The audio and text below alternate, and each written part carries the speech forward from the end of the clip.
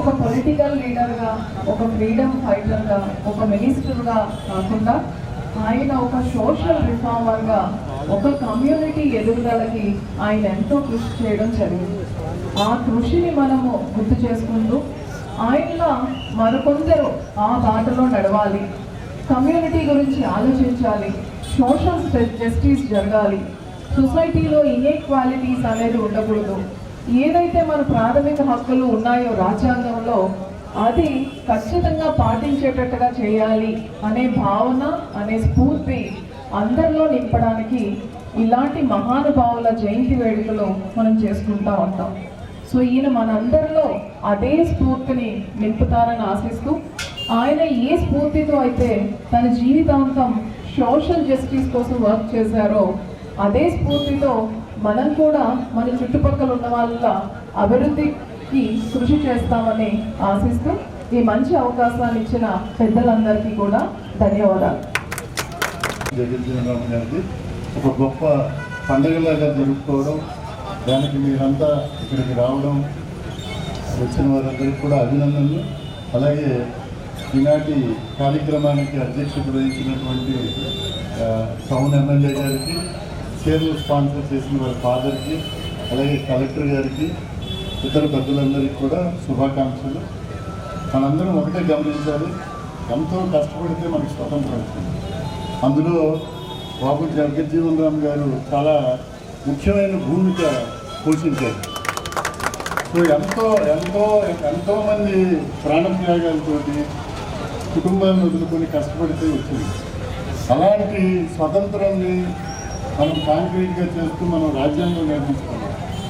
So ఎన్నో రకాలుగా మనం ప్రజలు 80 సంవత్సరాలు అంటే ఒక ప్రజాస్వామ్యానికి చాలా చాలా యంగ్ డెమోక్రసీ, ఎన్నో జరుగుతూ ఉంటాయి. వీటన్నిటిని తట్టుకొని మనం రాజ్యాంగ విలువల్ని కాపాడుకుంటూ బాబు జగజ్జీవన్ రామ్ లాంటి గొప్ప వ్యక్తులు కళ్ళ కన్నా దేశాన్ని నిర్మించుకోవడానికి మనందరం పాటుపడాలి.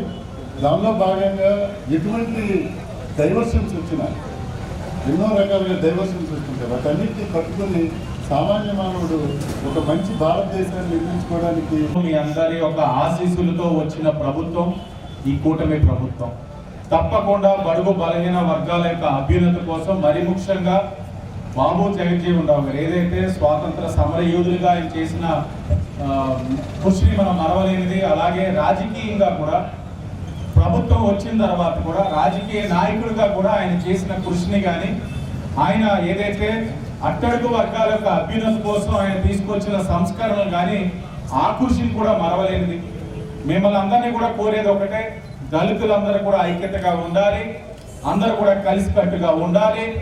సమాజంలో ఉన్న సామాజిక అసమానతలు తొలగేంత వరకు కూడా కలిసికట్టుగా కృషి చేసి మనకి రాజ్యాంగపరంగా వచ్చిన హక్కులు కానీ, మనకి ఈ రోజున ఏదైతే స్ఫూర్తినిచ్చే స్ఫూర్తి ప్రదాతలు ఏదైతే బాబు జగజ్జీవన్ రామ్ గారు కానీ ఇంకా అనేకమైన వారు ఉన్నారు, వారందరి యొక్క అడుగుజాడల్లో నడుస్తూ జాతి యొక్క ఔన్నత్యం కోసం మీరందరూ కూడా కృషి చేస్తూ ముందుకు వెళ్ళాలని, ఎప్పుడు ఏ అవసరం వచ్చినా ఈ కూటమి శాసనసభ్యుడిగా అధికారులు అందరూ కూడా అధికారికంగా మీకు చేసే కార్యక్రమాలు చేస్తా ఉన్నాం. భవిష్యత్తులో కూడా మీకు ఏ అవసరం వచ్చినా కూడా శాసనసభ్యుడితో పాటు నా కుటుంబ పరంగా కూడా మీకు ఎప్పుడు కూడా అండదండలు ఇస్తామని కూడా తెలియజేసుకుంటూ ఈరోజు ఇది ప్రభుత్వ పరంగా చేస్తున్న, లాంఛనంగా చేస్తున్న అధికారిక కార్యక్రమం. ఎవరు లేరు. తర్వాత బాబు జగజ్జీవన్ గారు 40 సంవత్సరాలు అంటే 8 పార్లమెంట్లు ఆయన చేశారు. ఆయన మినిస్టర్గా అన్ని శాఖలు చేశారు. ఆయన ఒక శాఖని కాదు, ఆయన చేసినప్పుడు ఇప్పుడు రక్షణ శాఖ చేసినప్పుడు 3 యుద్ధాలు వచ్చినాయి. చైనాతో వచ్చింది, పాకిస్తాన్తో వచ్చింది, బంగ్లాదేశ్తో వచ్చింది. ఆ యుద్ధాలన్నిటి కూడా ఎంతో సమర్థవంతముగా ఛేదించి ఈ భారతదేశాన్ని రక్షించడంలో ఆయన ప్రముఖ పాత్ర వహించారు. కాబట్టి మన రాష్ట్ర ముఖ్యమంత్రి గారికి, ప్రధానమంత్రి గారికి మేము అభ్యర్థించేది ఏంటంటే, ఇప్పటికే చాలా తీర్థం అయిపోయింది కనుక ఈ జన్మదిన సందర్భంగా భారతరత్న ఇవ్వాల్సిందిగా మా సంఘాల తరఫున అభ్యర్థిస్తున్నాం. డాక్టర్ బాబు జగజ్జీవన్ రామ్ గారు 117వ జయంతి సందర్భంగా ప్రతి ఒక్కరికి పేరు పేరున శుభాకాంక్షలు తెలియపరుచుకున్నాము. ఈరోజు దళిత సంఘాలు కోరిన విధంగా ఆయన ఉద్యమ స్ఫూర్తి, రాజకీయ మేధావి, దళితుల పట్ల ఆత్మగౌరవంతో దళితులందరినీ ముందుకు తీసుకొచ్చిన నాయకుడు. అటువంటి నాయకుడికి భారతరత్న ఇవ్వాలని దళిత సంఘాల తరఫున మేమందరం ఏకదాటిగా ప్రభుత్వాన్ని కోరుతున్నాం. బలభద్రాపురంలో పరిసరాలలో సాధారణం కంటే 6 రెట్లు అధికంగా క్యాన్సర్ కేసులు నమోదవుతున్నాయని అనపర్తి ఎమ్మెల్యే నలిమిలి రామకృష్ణారెడ్డి ఆందోళన వ్యక్తం చేశారు.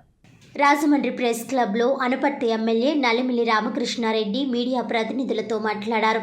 కూటమి ప్రభుత్వం వెంటనే స్పందించినప్పటికీ స్థానిక అధికారులు డిఎంఎన్హెచ్ఓ వేదికలను వాస్తవానికి భిన్నంగా ఉన్నాయని అన్నారు.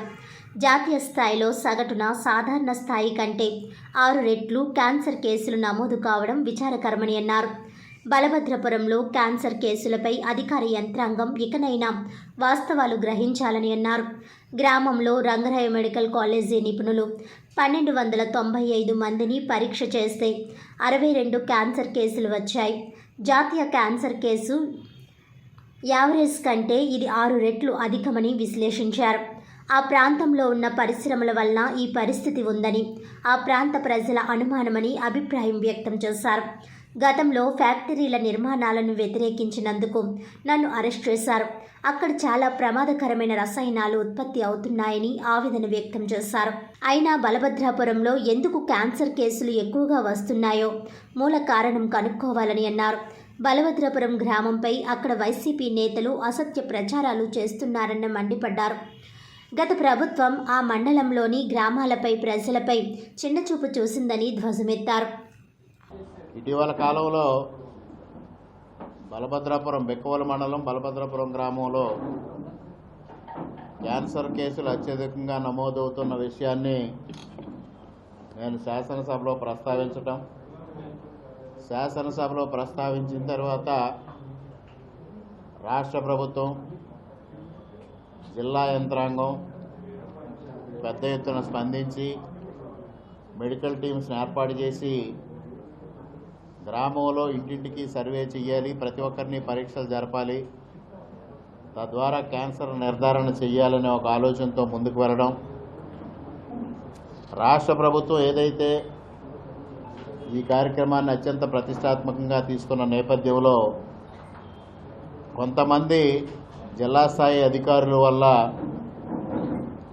ఈ కార్యక్రమం కొంత డైల్యూట్ కావడం జరిగింది. విషయాన్ని నేను ప్రస్తావించిన మరుసటి రోజునే మెడికల్ అండ్ హెల్త్ డిపార్ట్మెంటు స్పందించడం, వారు మెడికల్ టీమ్స్ను పంపించడానికి ప్రయత్నం చేసిన నేపథ్యంలో స్థానికంగా ఉన్న డిఎంఎన్హెచ్ఓ గారు ఇక్కడ క్యాన్సర్ కేసెస్ ఏమీ లేవు, 6 మాత్రమే ఉన్నాయని వారు బై మిస్టేకా ఎట్లా జరిగిందో తెలియదు ఆయన ఒక రిపోర్ట్ ఇవ్వడం, దానిపైన వెంటనే కమిషనర్ గారు నాతో మాట్లాడడం, నేను వారికి వెంటనే ఏ విధంగా 6 కేసుల రిపోర్ట్ అనేది వచ్చింది అనేది ఆలోచన చేస్తే వారు పిహెచ్సిలో ఉన్న రికార్డ్స్ ప్రకారంగా ఇచ్చి ఉంటారు. అది సరైనది కాదు. నాకు బలభద్రపురం గ్రామం వెళ్ళినప్పుడు అక్కడ ప్రజానీకం తెలియజెప్పడమే కాకుండా స్థానికంగా చుట్టుపక్కల ఉన్న వైద్యులు కూడా బలభద్రపురం గ్రామంలో ఎక్కువ క్యాన్సర్ కేసెస్ రిపోర్ట్ అవుతున్నాయని చెప్పిన తర్వాత మాత్రమే నేను ఈ నిర్ధారణకు వచ్చానని కమిషనర్ గారికి చెప్పడం, కమిషనర్ గారు వెంటనే టీమ్స్ పంపించడం కూడా జరిగింది. ఏదైతే వీళ్ళు ముందు చెప్పిన అంకెలకి ఫిక్స్ అవ్వాలనే ఒక ఆలోచనతో వాళ్ళు సర్వే చేసిన విధానాన్ని కూడా నేను తప్పు పట్టడం జరిగింది. మరుసటి రోజు ఒక సైంటిఫిక్ విధానంలో కాకుండా ఓరల్గా కొన్ని ప్రశ్నలు సంధిస్తూ ఇన్ఫర్మేషన్ కలెక్ట్ చేయడం జరిగింది. సరే, ఆ విధంగా కలెక్ట్ చేసి గ్రామంలో 32 కేసులు మాత్రమే ఉన్నాయి, ఇది నేషనల్ యావరేజ్కి సరిపోతూ ఉంది అని వారు చెప్పడం జరిగింది. దాన్నే బేస్ చేసుకొని ప్రభుత్వం కానీ స్థానిక జిల్లా కలెక్టర్ కానీ వీళ్ళందరూ ఒక నిర్ధారణకు రావడం జరిగింది. తర్వాత పెద్ద ఎత్తున ఈ విషయంపైన మీడియా కూడా స్పందించింది. మీడియా కూడా మొట్టమొదటిగా స్పందించింది ఈనాడు, ఈటీవీ. వాళ్ళు గ్రామంలో సర్వే చేపట్టారు. సర్వే చేపట్టినప్పుడు అనేక మంది గ్రామస్తులు, అనేక మంది బాధితులు వారి విషయాలు వారి ముందు ఉంచడం జరిగింది. ఆ తదుపరి రోజు నుంచి గ్రామంలో ఒక సోషల్ స్టిగ్మా వస్తుంది అనే పరిస్థితి క్రియేట్ కావడం, విషయాలు చెప్పడానికి స్థానికులు కూడా ముందుకు రాకపోవడం, ఇటువంటి పరిస్థితులు నెలకొన్నాయి. ఈ నేపథ్యంలో ఒక ఆందోళనకరమైన వాతావరణం ఏర్పడి, ఒక పక్క ఈ సమస్యకి కారణభూతంగా ఇవాళ భావిస్తున్న వైఎస్ఆర్సీపీ నాయకులు మరో పక్క గ్రామంలో భూమి రేట్లు తగ్గిపోతూ ఉన్నాయి, లేదా ఇక్కడ పెళ్లి కావాల్సిన పిల్లలకు సంబంధాలు రావు, ఇటువంటి తప్పుడు ప్రచారాలు నిర్వహించడం ద్వారా గ్రామస్తుల్లో భయాందోళనలు నెలకొల్పారు. ఈ నేపథ్యంలో గ్రామస్తులు కూడా ఒకంత స్తబ్దతగా వ్యవహరించడం, అయినప్పటికీ కూడా ప్రభుత్వం మౌఖికంగా సేకరించిన సర్వే ప్రకారంగా చూసినా కూడా ఇవాళ 32 కేసులు మాత్రమే వచ్చినాయి. అంటే ఏదైతే భారతదేశంలో అత్యధికంగా క్యాన్సర్ కేసెస్ నమోదవుతున్న రాష్ట్రం కేరళ రాష్ట్రం ఉందో, ఆ కేరళ రాష్ట్రం యావరేజ్ కన్నా బలభద్రపురం గ్రామంలో డబల్ ఉంది. మాజీ ఉప ప్రధాని, భారతరత్న, దళిత వర్గాల అభ్యున్నతికి జీవితకాలం అంతా పనిచేసిన బాబు జగజీవన్ రామ్ స్ఫూర్తితో ఆయన ఆశయాలతో ముందుకు సాగాలని రాజమహేంద్రవరం శాసనసభ్యుడు ఆదిరెడ్డి శ్రీనివాస్ పేర్కొన్నారు. స్థానిక 14వ డివిజన్ గోరక్షణపేట తాడితోట రోడ్లో ఎమ్మెల్యే తన సొంత ఖర్చుతో ఏర్పాటు చేసిన జగజీవన్ రామ్ విగ్రహాన్ని శుక్రవారం ఆయన జయంతిని పురస్కరించుకుని ఆవిష్కరించారు. విగ్రహానికి పూలమాలలు వేసి నివాళులర్పించారు. మహనీయుల స్ఫూర్తిని భవిష్యత్ తరాలకు అందించడం కొరకు వారి విగ్రహాలను ఏర్పాటు చేసుకోవడం జరుగుతుందన్నారు. వారి స్ఫూర్తిని మనం కొనసాగించాలని పిలుపునిచ్చారు. అంబేద్కర్ నగర అర్బన్ హెల్త్ సెంటర్ అభివృద్ధి కమిటీ చైర్మన్ చెల్లుపోయిన సూర్యనారాయణమూర్తి ఆధ్వర్యంలో ఈతలపాటి రవిబాబు పర్యవేక్షణలో జరిగిన ఈ కార్యక్రమంలో టీడీపీ నాయకులు కాశీ నవీన్, ఈతలపాటి కృష్ణ, అబ్దుల్లా, కప్పల వెలుగుకుమారి, కూరాకుల తులసి, బొర్రా చిన్ని, రెడ్డి రాధ, ఎర్రంశెట్టి రాజ్ కుమార్, బొట్ల సూర్యారావు, బంగారు నాగేశ్వరరావు, ఉడవల నాగేశ్వరరావు, ఎస్కే ఇస్మాయిల్, మోర్సా భాలు, మోర్సా సోమరాజ్ ప్రతాప్, కూరాకుల రాజు, ముత్యాల కృష్ణ, రబ్బాని తదితరులు పాల్గొన్నారు. ఏ మతం పైన నేను నిందలు వేయలేదని మాజీ ఎంపీ జీవి హర్షకుమార్ అన్నారు. అన్ని మతాలు ఆచరించే సెక్యులర్ భావాలు ఉన్న కుటుంబం మాది అని స్పష్టం చేశారు. రాజమండ్రిలో మాజీ ఎంపీ జీవి హర్షకుమార్ మీడియా ప్రతినిధుల సమావేశంలో మాట్లాడారు. పాస్టర్ ప్రవీణ్ మృతి చెంది 14 రోజులయ్యింది. ఏ కేసులో అయినా 3వ రోజు పోస్టుమార్టం నివేదిక ఇవ్వాలన్నారు. ఎన్ని రోజులైనా సరే పోస్టుమార్టం ఎందుకు రావడం లేదో ప్రభుత్వం సమాధానం చెప్పాలని డిమాండ్ చేశారు. ప్రవీణ్ పగడాలది హత్య అని నేను నమ్ముతున్నానని పేర్కొన్నారు. పోలీసులు ఎంత త్వరగా ప్రెస్ మీట్ పెడితే అంత మంచిదన్నారు.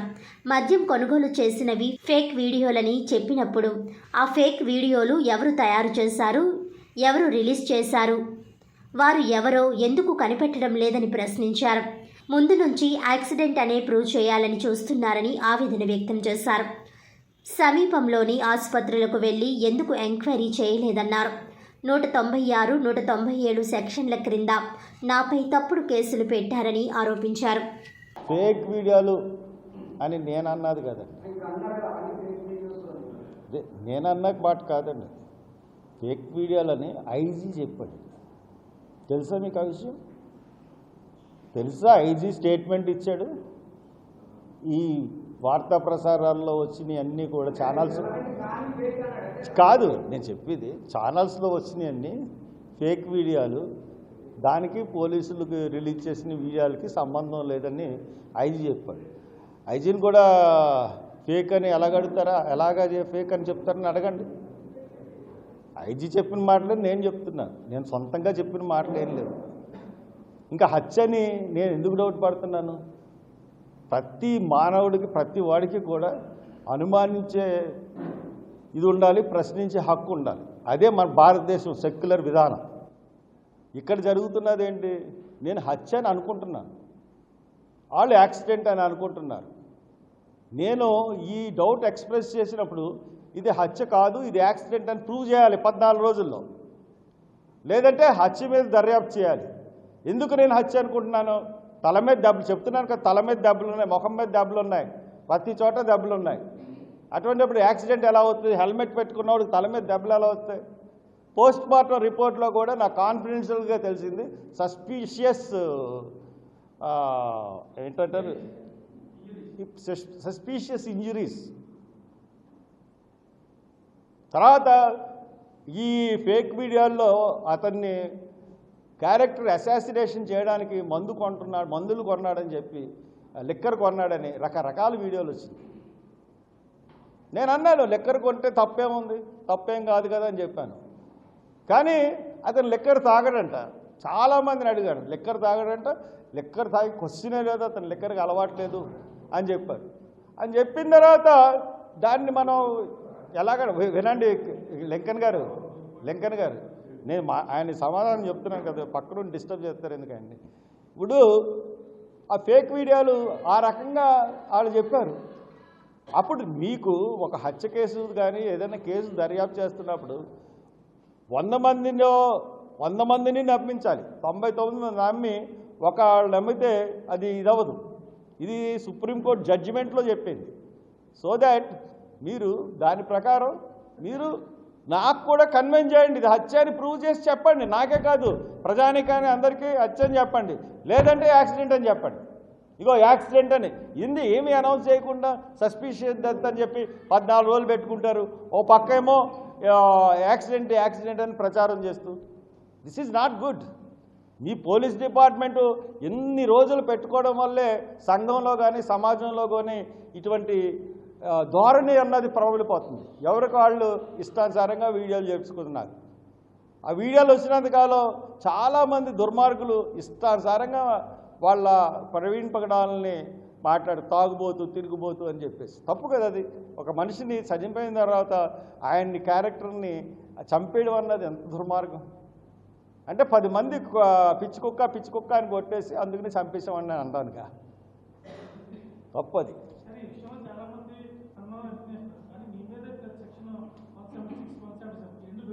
196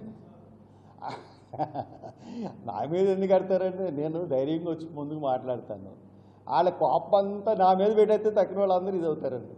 ఇప్పుడు అన్ని ఛానల్స్ ఈ ఫేక్ వీడియోలని ప్రచారం చేసినాయి. ఎందుకు పెట్టట్లేదు వాళ్ళ మీద కేసులు?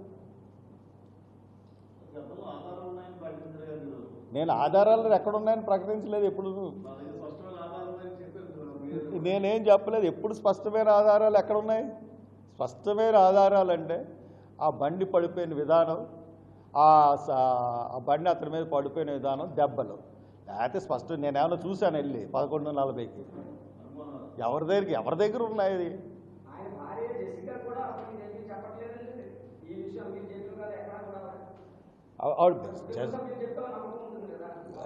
కుటుంబ సభ్యులు ఏమని చెప్పారండి?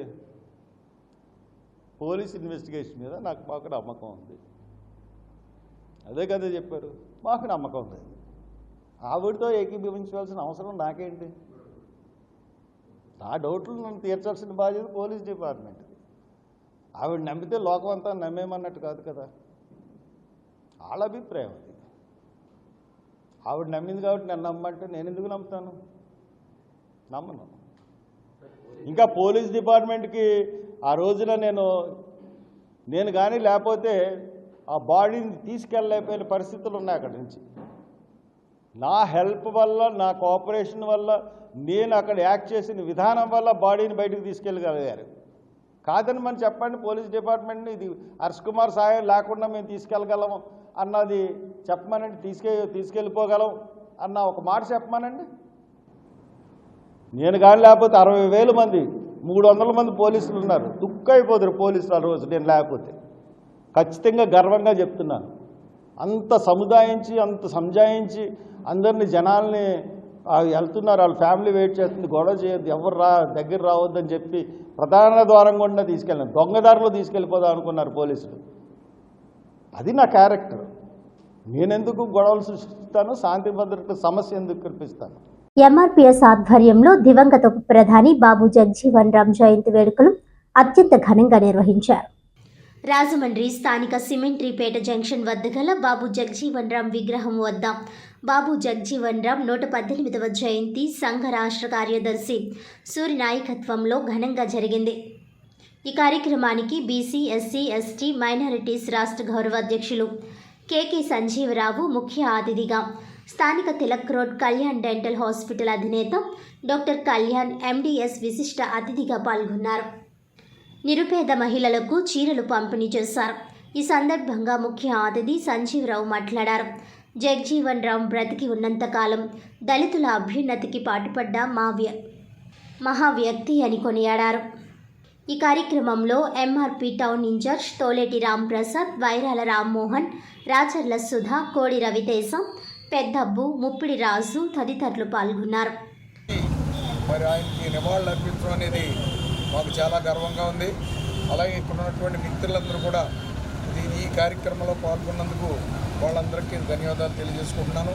అలాగే ఇవాళ Kalyan dental hospital managing director అయినటువంటి కళ్యాణ్ గారు ఇవాళ పేదలకి చీరలు పంచి పెడుతున్నారు.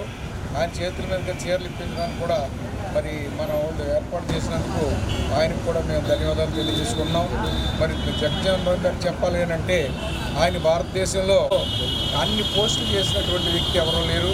ఆయన ఒక ఎమ్మెల్యేగా స్టార్ట్ అయ్యి అలాగే ఇందిరాగాంధీ కాడ నుంచి మరి అందరూ ప్రైమ్ మినిస్టర్ టైంలోనూ కూడా అన్ని శాఖలు కూడా ఆయన చేయడం జరిగింది.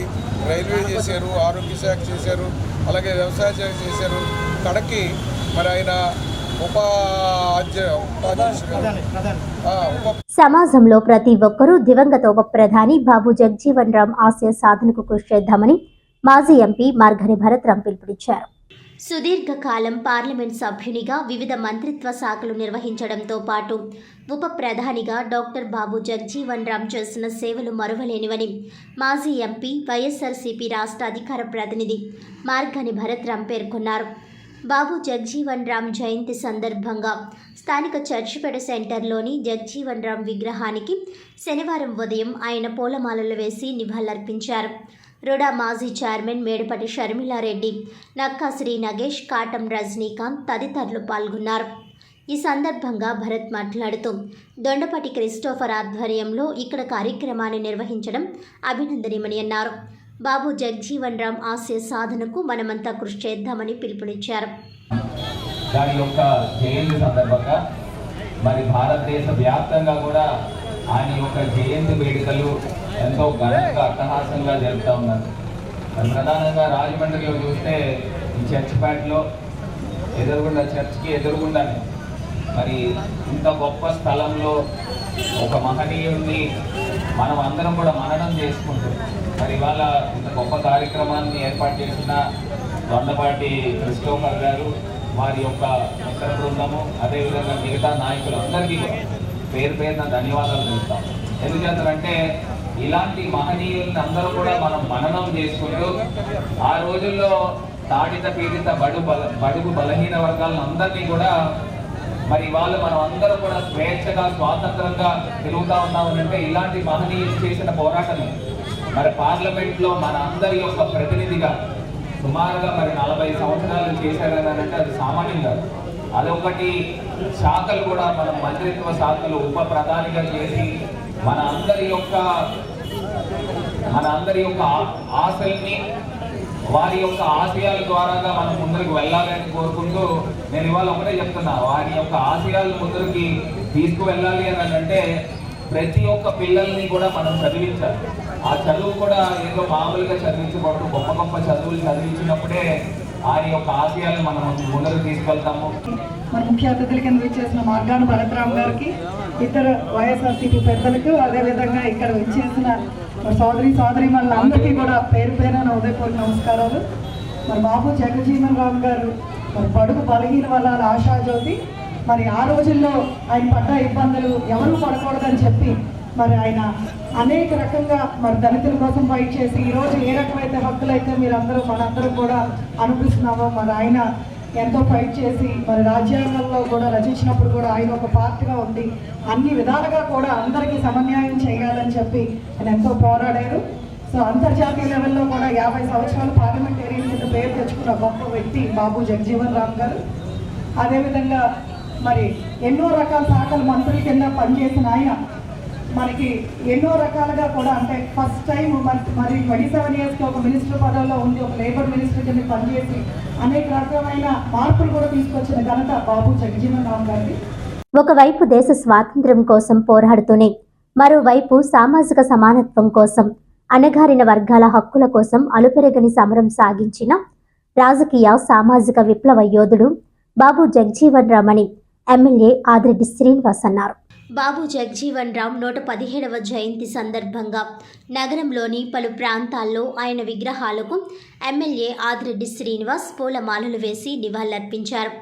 49వ డివిజన్లో 10 లక్షలతో నిర్మించిన బాబు జగజీవన్ రామ్ స్మారక భవనం, అలాగే 14వ డివిజన్ శారదానగర్ వాటర్ ట్యాంకుల వద్ద, 31వ డివిజన్ చింతలపేటలో ఎమ్మెల్యే ఆదిరెడ్డి శ్రీనివాస్ తన సొంత నిధులతో ఏర్పాటు చేసిన బాబు జగజీవన్ రామ్ విగ్రహాలను టీడీపీ రాష్ట్ర కార్యదర్శి కాశీ నవీన్ కుమార్, నగర టీడీపీ ప్రధాన కార్యదర్శి బుడ్డిగ రాధ తదితరులతో కలిసి ఆవిష్కరించారు.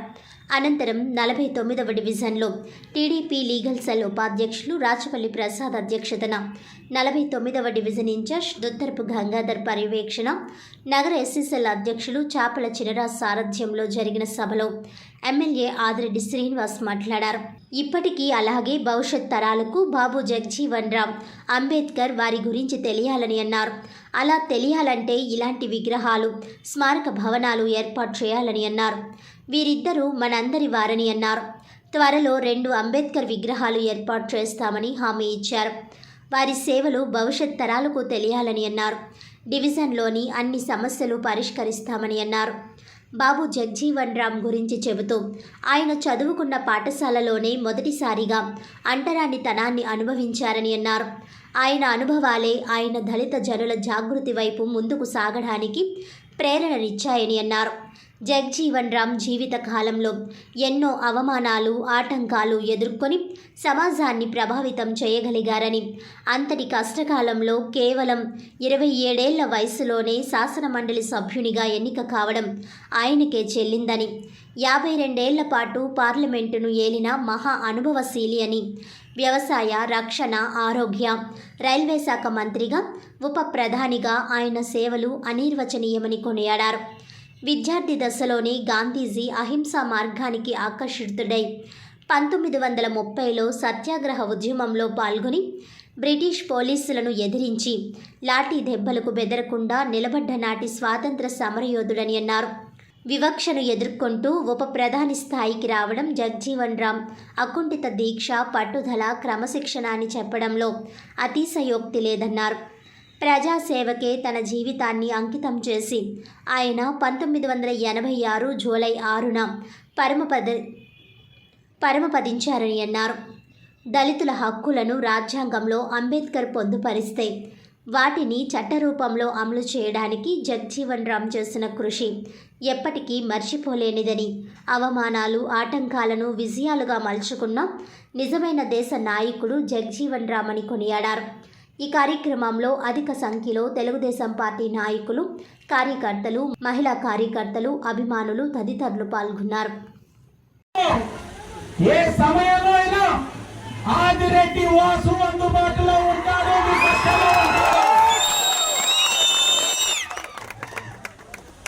మీరు చూపించిన ప్రేమ బాధ్యతగా రోజు రోజుకి మారుతా ఉంది. తప్పకుండా రాబోయే రోజుల్లో కూడా నా తండ్రి ఏ విధంగా అయితే ఇక్కడ బాధ్యత తీసుకున్నాడో దానికి 100 రెట్లు బాధ్యత తీసుకుంటానని కూడా మీకు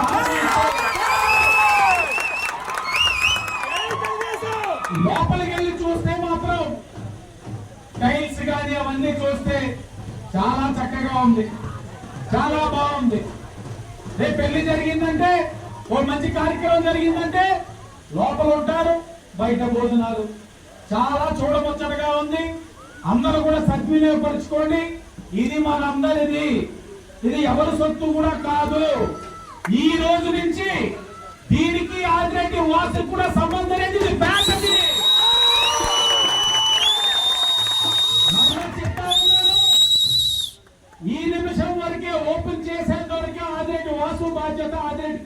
బాధ్యత. ఈ నిమిషం నుంచి ఆదిరెడ్డి కుటుంబానికి దానికి సంబంధం లేదు. ఇది మీరే అన్నది గుర్తు పెట్టుకోండి.